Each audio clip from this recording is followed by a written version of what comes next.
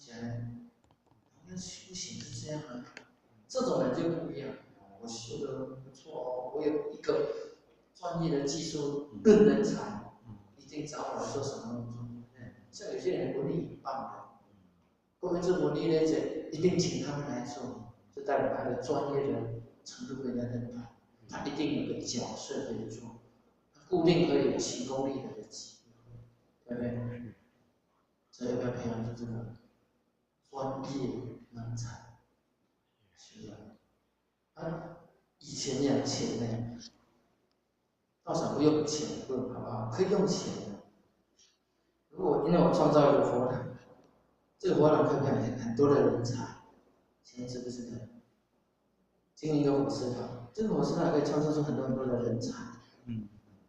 跟我只是做一个文艺人才，那么这厨房子哪一个还更有价值的？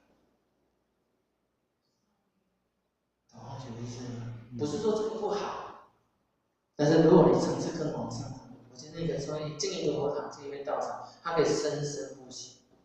种一个火车堂可以生生不息的东西。层次最高的人，像孔子，像释迦牟尼，孔子也不用刻意经营他的佛师团，释迦牟尼也不用刻意经营他的僧团。释迦牟尼有试图去讲课的时候，真的是他在经营的吗？不是，每一个大道场都有文化经营，但每一个大道场都依据佛陀的思想做指导、做灯台，对不对？他的思想经过了2、3千年，依然无数的人追寻、追求，对不对？啊，所以要像佛陀，像这个孔子圣人这样，真的啊，要休息了吗？不管了。可以，我先讲到这里，休息一下啊。开始，聊天就是这样子啊，讲多少算多少，休息你们什么？到明天。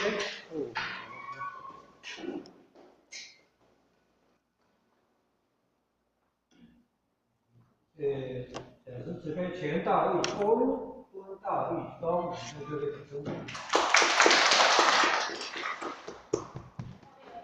通过。